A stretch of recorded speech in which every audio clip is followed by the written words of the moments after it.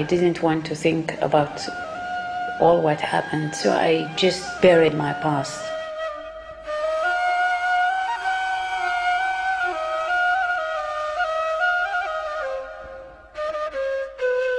There were 38,000 Jews living in the northern part of Libya at the time. Today, there are none left, Mafdal had. The community is totally extinct.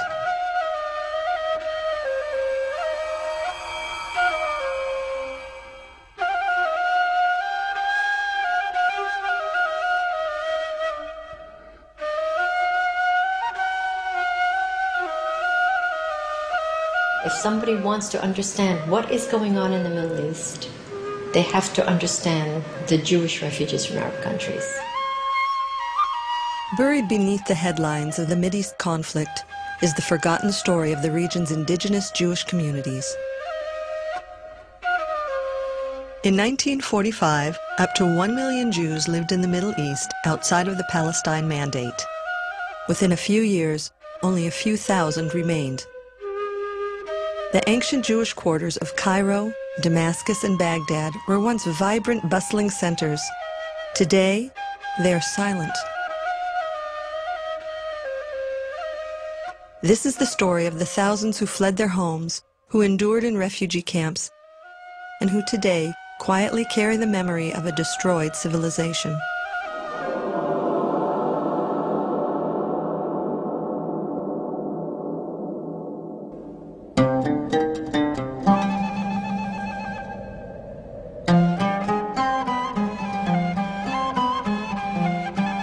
I was in Los Angeles on a business trip. I was in a hotel, and there was a young lady in her mid-20s, and I could tell from her name and from her looks that she was Egyptian. So I said, "Ahlan wa sahlan." He said, "Oh, do you speak Arabic?" I said, "Yes." And she said, "Why did you leave Egypt?" I said, "Well, I'm Jewish." He said, "Oh, I didn't know that there were Jews living in Egypt." And I told her the whole story, and she was shocked.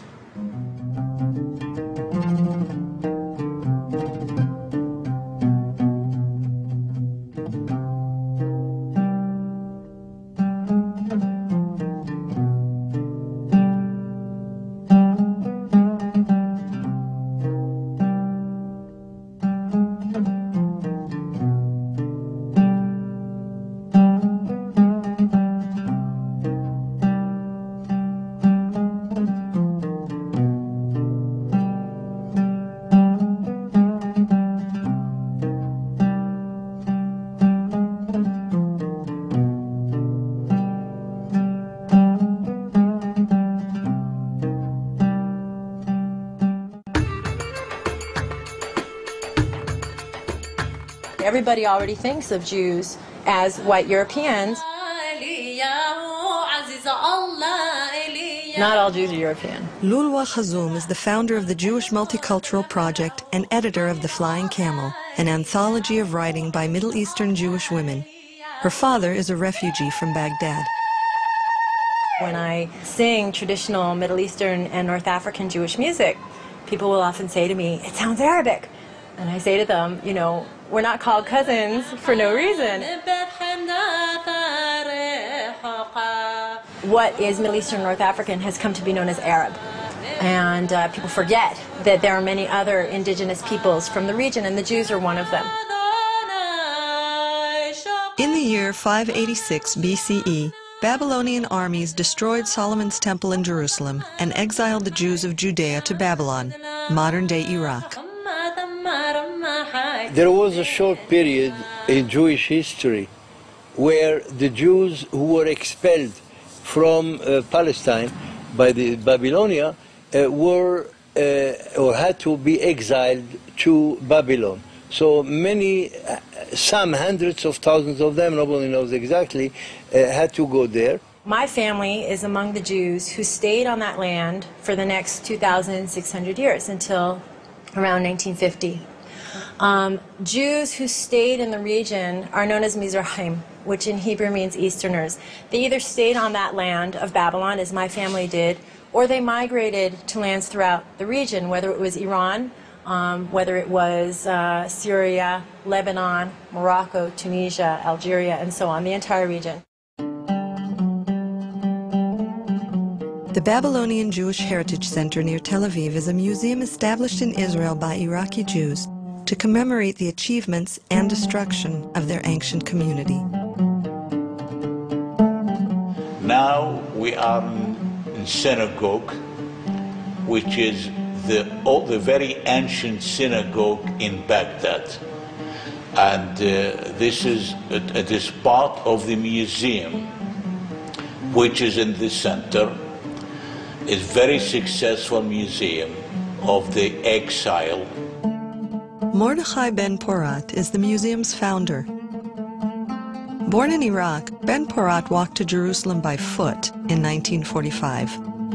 A few years later, he was intimately involved in orchestrating the exit of 120,000 Iraqi Jews. Ben Porat's museum celebrates the accomplishments of the ancient Babylonian rabbis who wrote the Talmud, a collection of Jewish law that shapes Jewish life to this day. The name of one of those ancient rabbis is enshrined today on college campuses all across America, where Jewish student centers are called Hillel, after a rabbi who lived 2,000 years ago in what is today Iraq. The Jews were about 2,600 years in Iraq, and when they came to Iraq, they came before the Arabs, before the Muslims, of course. This question of precedence in territories is a very fascinating one, because many Arab countries say, oh, we are an Arab country, these Jews are like intruders from the outside, and therefore we hate them. That they could say in the Christian world. The Jews, for the most part, came to the Christian world after the war of Christianity.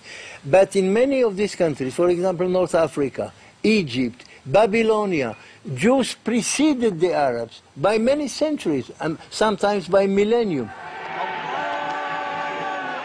In the year 622, a new religion emerged out of the Arabian Peninsula. Within a few years, Arab Muslim armies had conquered most of the Middle East. Mizrahi Jews found themselves referred to by an Arabic word, dhimmi.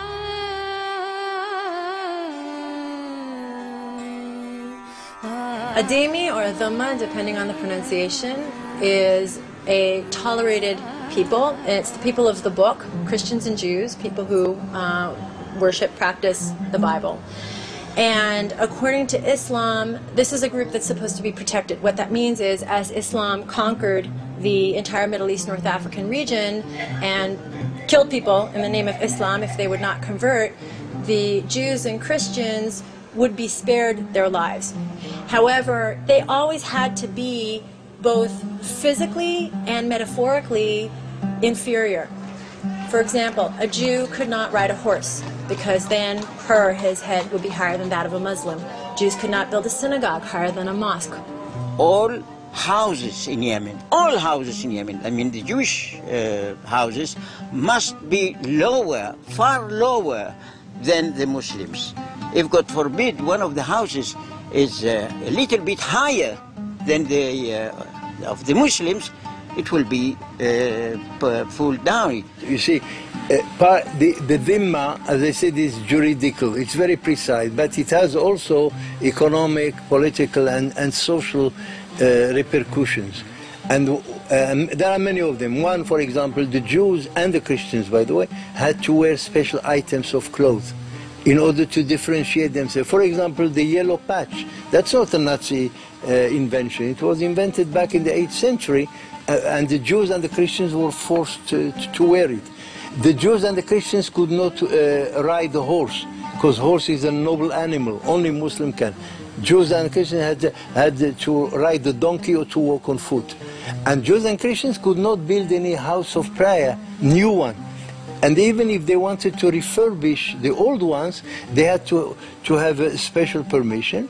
And even when they got permission, it could not be higher than the nearest mosque, in order to demonstrate exactly the point that Islam is supreme and nothing can be seen to compete with it. That's the issue.